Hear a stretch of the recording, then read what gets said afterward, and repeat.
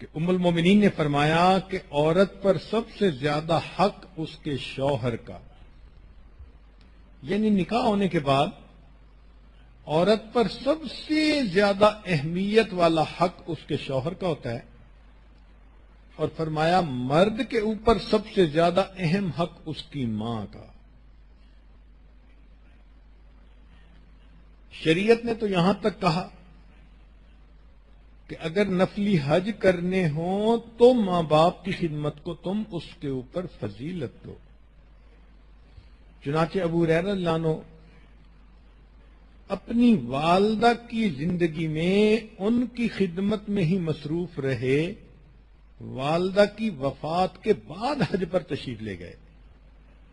ہاں اگر والدہ خود بھی جانا چاہے اور بندے کو حج پہ بھی ماں کی خدمت کا موقع ملے تو نور علی نور ہے۔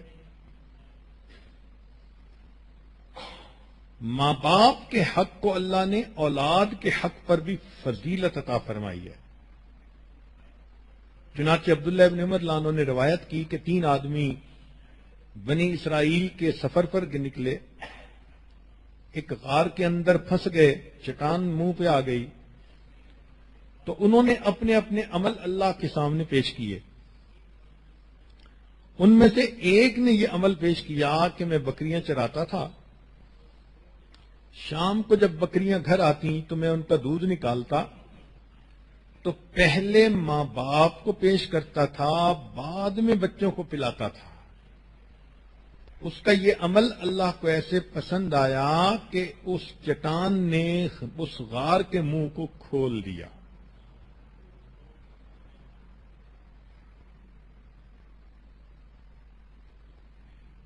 شریعت نے کہا کہ ماں باپ کا حق ہجرت پر بھی فائق ہے۔ چنانچہ مستدرک حاکم میں عبداللہ ابن عمر ابن عاص رضی اللہ عنہ سے یہ روایت ہے کہ ایک نوجوان آیا، اے اللہ کے نبی صلی اللہ علیہ وسلم میں ہجرت کی نیت سے آ گیا ہوں اور والدین کو پیچھے چھوڑتا آیا ہوں۔ نبی علیہ السلام نے فرمایا کہ واپس جاؤ، جیسے والدین کو روتا چھوڑ آئے تھے ایسے ہی جا کے ان کو خوش کرو، تمہارے لیے یہ افضل ہے۔ حتیٰ کہ نفلی عبادات پر بھی ماں باپ کا حق افضل ہے۔ حدیث مبارکہ میں ہے کہ جریج ایک راہب نیک بندہ تھا بنی اسرائیل کا، عبادت میں لگا ہوا تھا۔ والدہ ملنے کے لیے آئی، اس نے 3 مرتبہ پکارا اور یہ نفلوں میں ہی مصروف رہا، تو ماں کو غصہ آیا۔ اس نے کہا کہ اللہ تجھے موت سے پہلے کسی فتنے میں ڈال دے۔ لو ماں کی بد دعا ایسی لگی کہ قریب میں کوئی عورت تھی، اس نے کسی چرواہے کے ساتھ بدکاری کی اور جس کے نتیجے میں اس کے ہاں بچہ پیدا ہوا، تو لوگوں نے اس عورت کو لان تان کی کہ تو نے کیا منہ کالا کیا، تو اس عورت نے اس جریج کا نام لے دیا کہ میرے ساتھ تو فلاں راہب نے بدکاری کی۔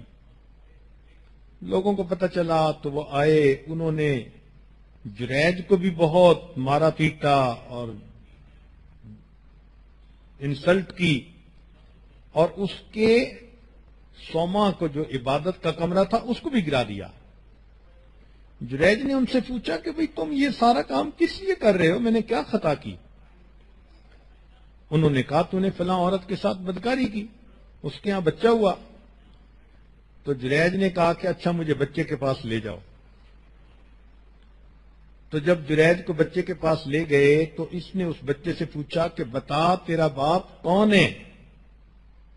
نیک آدمی تھا، اللہ کی آخر مدد تھی۔ وہ بچہ بول پڑا، کہنے لگا کہ میرا باپ تو فلاں بکریوں کا چرواہا ہے۔ تو علماء نے لکھا کہ اگرچہ اتنا مقام تھا کہ اللہ نے اس کی خاطر بچے کو بلا دیا، لیکن اس نے ماں کا دل دکھایا تو فتنے میں وہ بھی پڑ گیا۔ نبی علیہ الصلوۃ والسلام نے یہ واقعہ سنا کے فرمایا، لو کان جریج عالمن، اگر جریج عالم ہوتا، لعلم ان اجابتہ امہ اولا من عبادت ربہ، اس کو پتہ چل جاتا کہ اپنی ماں کی بات کو ماننا نفلی عبادتوں پر فضیلت رکھا کرتی ہے۔ اب سوچئے نا کہ ماں باپ نے دنیا میں اولاد کو تربیت دینے کے لیے کوشش کی تو اس کا بدلہ اللہ نے ان کو کیا دیا، ان کا کتنا مقام دنیا میں بنا دیا۔ یہاں تک بات کو ذرا دل کے کانوں سے سنیے گا، ڈر کے بات کر رہا ہوں کہ شریعت نے ماں باپ کی خدمت کو زیارت رسول صلی اللہ علیہ وسلم پر بھی فوقیت دے دی۔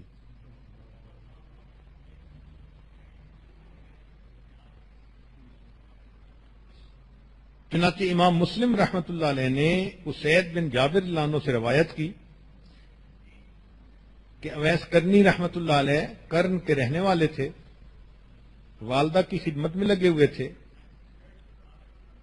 چاہتے تھے کہ نبی علیہ السلام کی زیارت کریں، ایمان لا چکے تھے، مگر ماں کی خدمت ہی کرتے رہے، آ نہیں سکے۔ تو نبی علیہ الصلوۃ والسلام نے عمر لانو کو بلا کر فرمایا کہ یمن کے فلاں قبیلے میں ایک بندہ،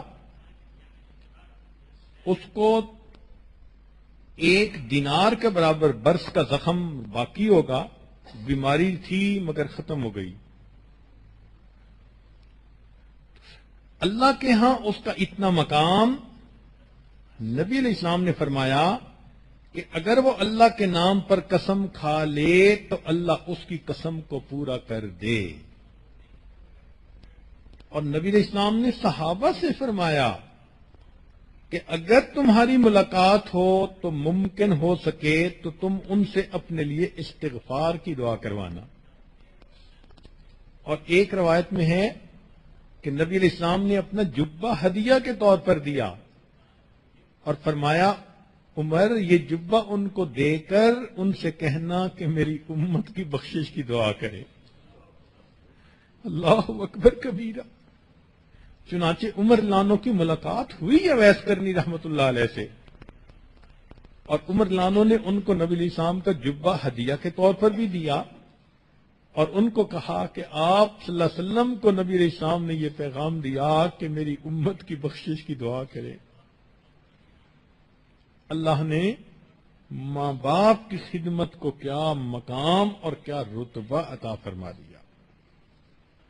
تو جب بچے کو یہ سبق دیا جائے گا تو یقیناً بچہ پھر ماں باپ کی بات کو سنے گا اور اچھا انسان بننے کی کوشش کرے گا۔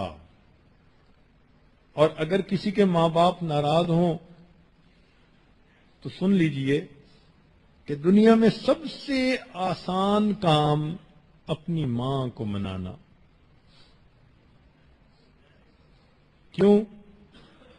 کہ وہ ناراض بھی ہو جاتی ہے لیکن انتظار میں ہوتی ہے کہ میرا بیٹا آ کر مجھ سے سوری کر لے، میں معاف کر دوں گی۔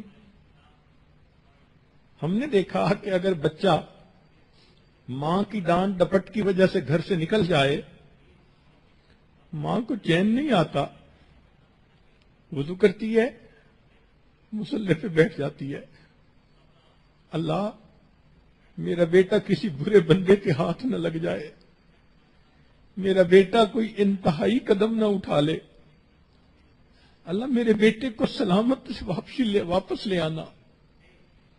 کھانے کا وقت ہو جاتا ہے، سارے گھر والے کھانا کھا لیتے ہیں، ماں سے پوچھتے ہیں تو وہ کہتی ہے مجھے بھوک نہیں ہے۔ حقیقت میں اس کے دل میں یہ ہوتا ہے مجھے کیا پتا میرے بیٹے کو کھانے کو کچھ ملا یا نہ ملا، میں کیسے کھاؤں؟ سارے گھر کے لوگ سو جاتے ہیں، ایک ماں ہوتی ہے جو بستر پہ کروٹیں بدل رہی ہوتی ہے، شاید میرا بیٹا آ جائے، اس کو دروازے پہ انتظار میں نہ کھڑا ہونا پڑے۔ میاں کی ڈانٹ بھی برداشت کرتی ہے، مگر اپنے بچے کے لیے دعا بھی کرتی رہتی ہے. اور اگر وہ بیٹا رات کو دیر سے آئے تو ماں بیٹی کو جگاتی ہے کہ بیٹی اٹھو، تمہارا بھائی آ گیا، اس کو گرم کھانا بنا کے دو. امی آپ تو ناراض تھی. بیٹی میں اگرچہ خفا ہوں مگر بیٹے کو بھوکا تو نہیں دیکھ سکتی. امی آپ چاہتی کیا ہیں؟ بیٹی میں نے تمہارے بھائی کو ڈانٹا تھا برے کام کی وجہ سے تاکہ اس کی اصلاح ہو جائے، مگر میں یہ چاہتی ہوں کہ وہ آ کے سوری کر لے، میں معاف کر دوں گی. اب جو ماں انتظار میں ہے کہ بیٹا آ کے سوری کر لے میں معاف کر دوں گی، اس ماں کو منانا کتنا آسان کام ہے. چنانچہ بیٹا باپ کے ماں کے پاس چل کے آ جائے، ماں معاف کر دیتی ہے. اگر زیادہ غصے تھی اور باپ اور بیٹا اپنی ماں کے پاؤں پکڑ لے تو ماں کا تو دل ہی پگھل جاتا ہے، پسیج جاتا ہے. اور اگر اتنی خفا تھی کہ پھر بھی معاف نہیں کرتی اور بیٹے کی آنکھ سے آنسو آ جائے، ماں اپنے بچے کی آنکھ سے آنسو گرتا نہیں دیکھ سکتی، فوراً اپنے دوپٹے سے آنسو پوچھے گی اور اپنے بیٹے کو اپنے سینے سے لگا لے گی. اس ماں کے اندر ایک ممتا نام کی چیز ہے جو برداشت ہی نہیں کر سکتی کہ بیٹا میرا کسی تکلیف میں ہو. چنانچہ آپ کو ایک سچا واقعہ سنا کے بات مکمل کرتا ہوں. ہمارے قریب کے ایک دیہات میں میاں بیوی تھے. اللہ نے ان کو بڑھاپے کے اندر اولاد عطا کی، بیٹا ہوا. بیٹا نیک بنا، ہونہار تھا، سمجھدار تھا، حتیٰ کہ وہ بچہ انجینئر بن گیا. شہر میں اس کی نوکری لگ گئی.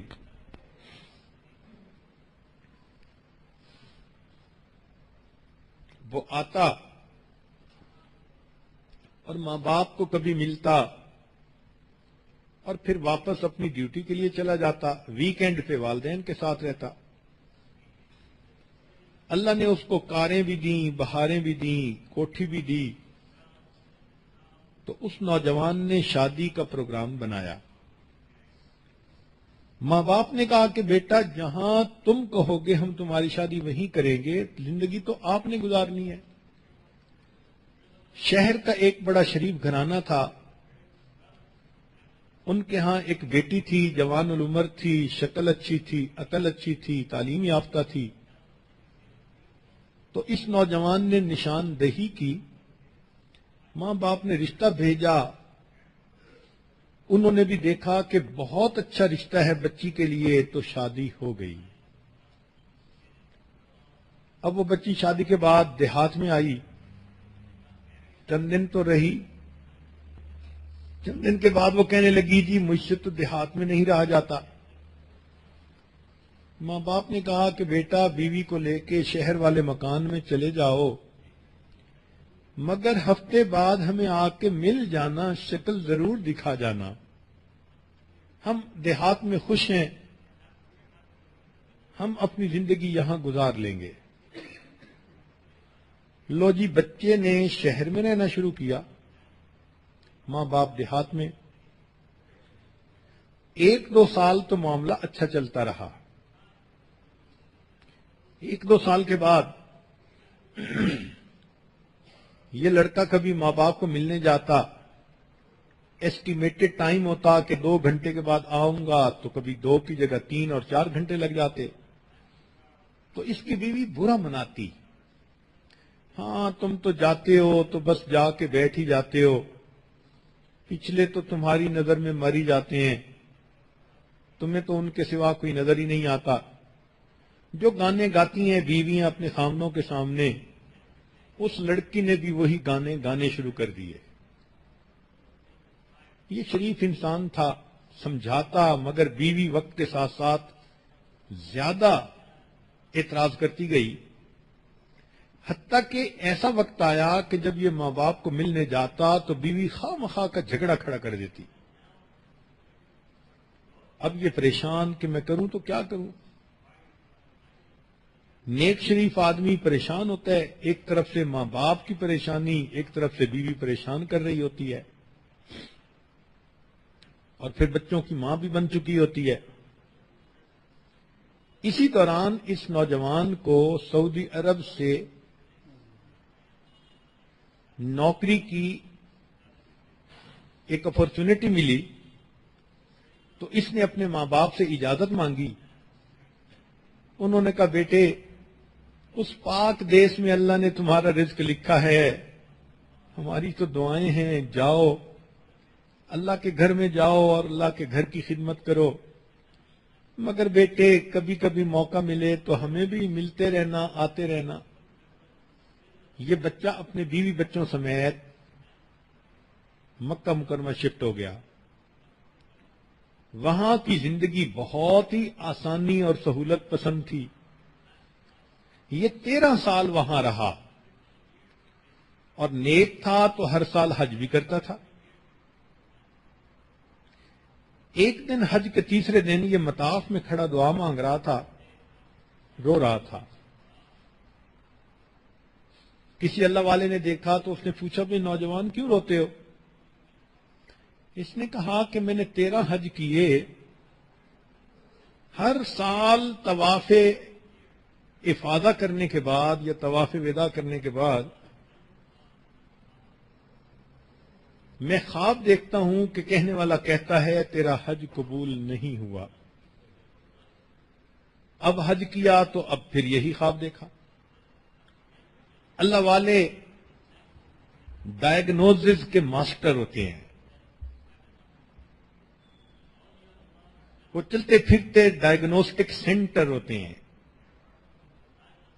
انہوں نے 2 باتوں میں بات پہچان لی کہ مسئلہ کیا.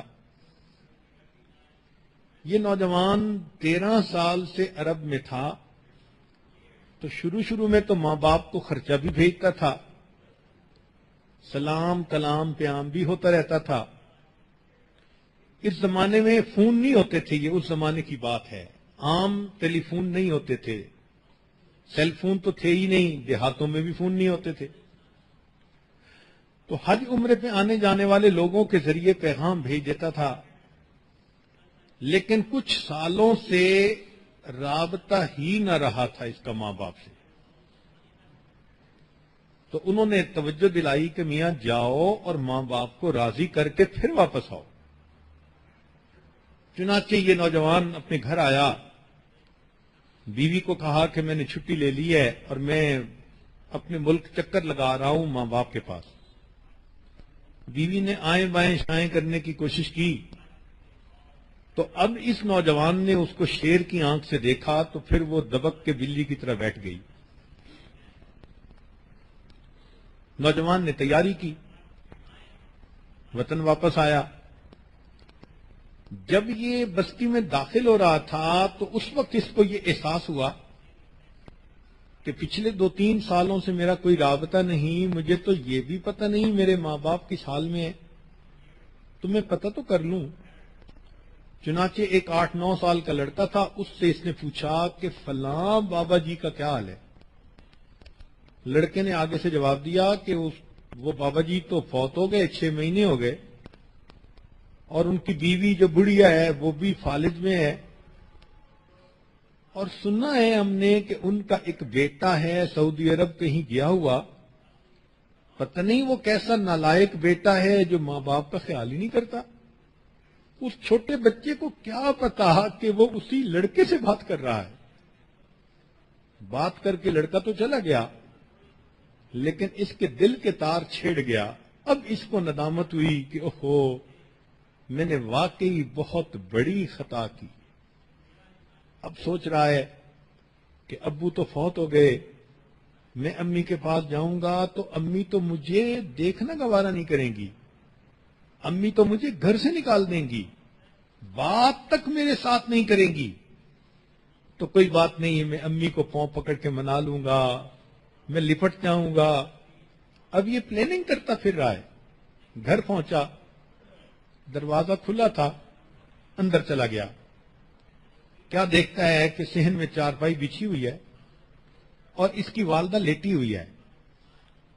اس کے دل میں یہ بات آئی کہ ممکن ہے کہ امی سوئی ہوئی ہو تو میں جگاتا نہیں، انتظار کر لوں گا. چنانچہ یہ دبے پاؤں ذرا قریب ہوا کہ دیکھوں تو صحیح. جب بستر کے قریب ہوا تو اس نے دیکھا کہ اس کی ماں نے ہاتھ اٹھائے ہوئے تھے اور وہ دعا مانگ رہی تھی. اس نے قریب ہو کے سنا کہ امی کیا دعا مانگ رہی ہے؟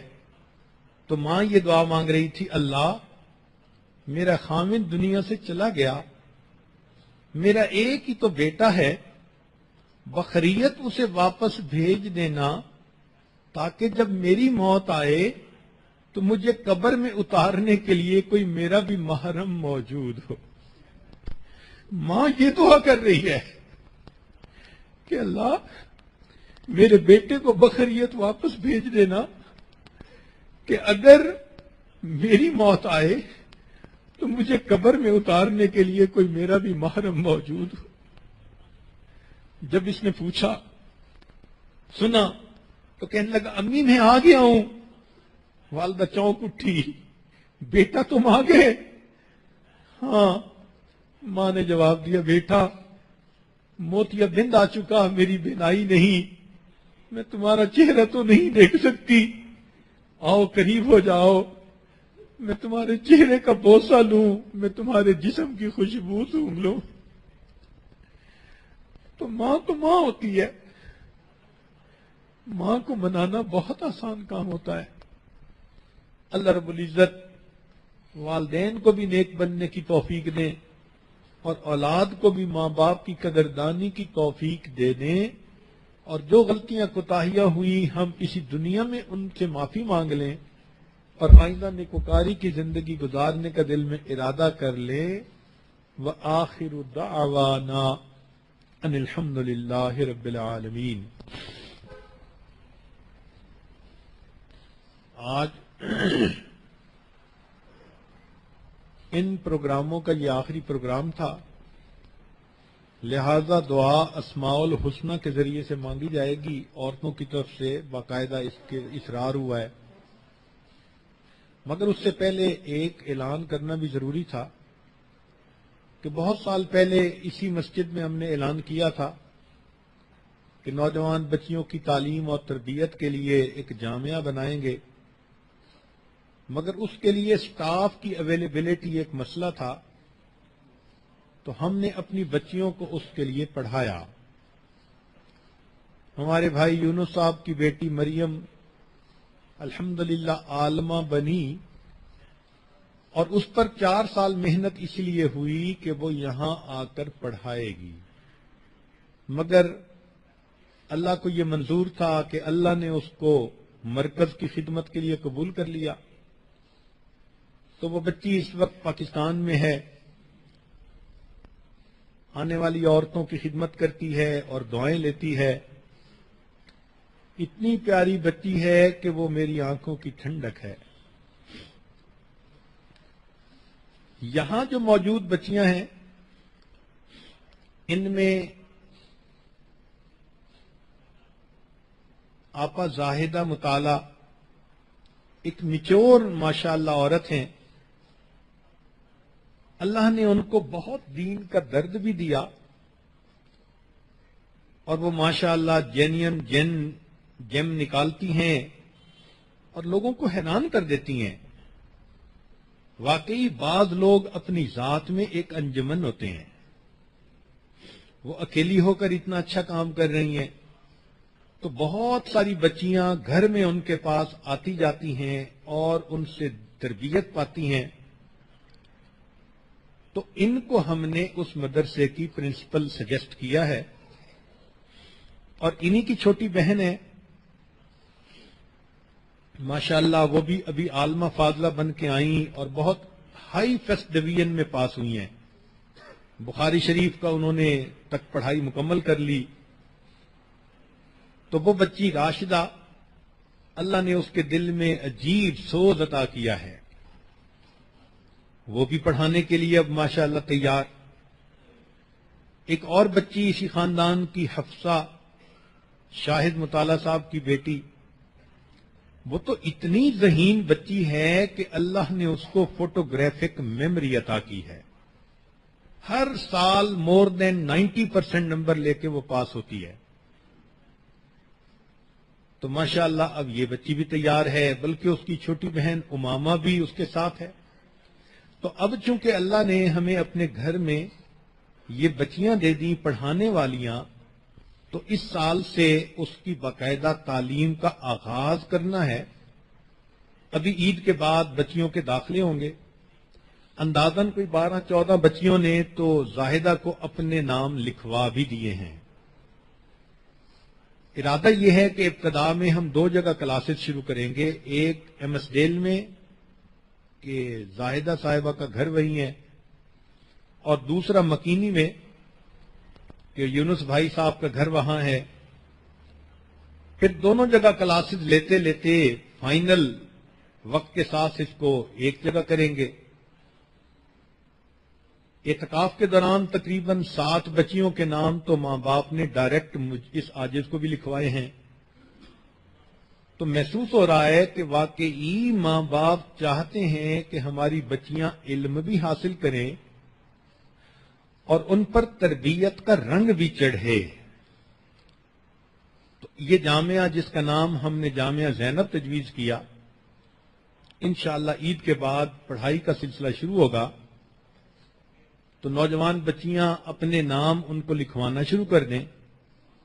ہماری دعائیں ہیں اللہ اس ادارے کو مینارہ نور بنائے اور اس کا نور اللہ تعالیٰ پوری دنیا کے اندر پھیلائے.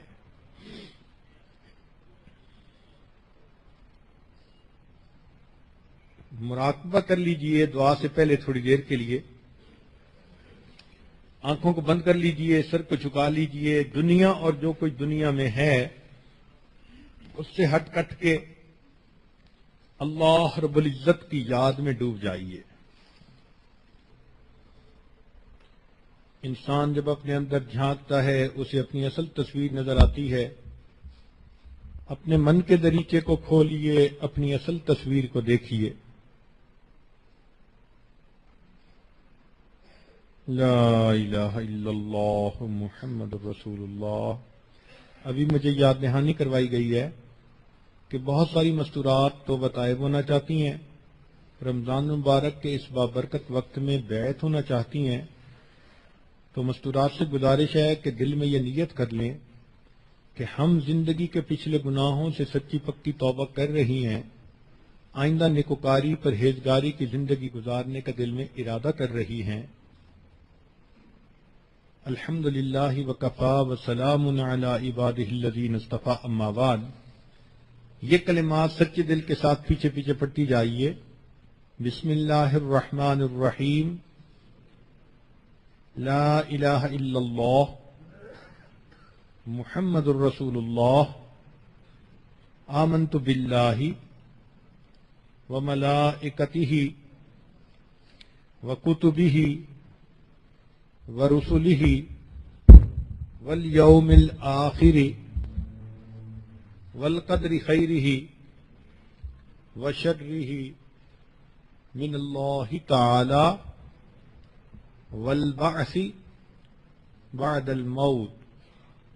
آمنت باللہ کما ہوا باسمائہ وصفاتہ وقبلت جمیع احکامہ اقرار باللسان وتصدیق بالقلب.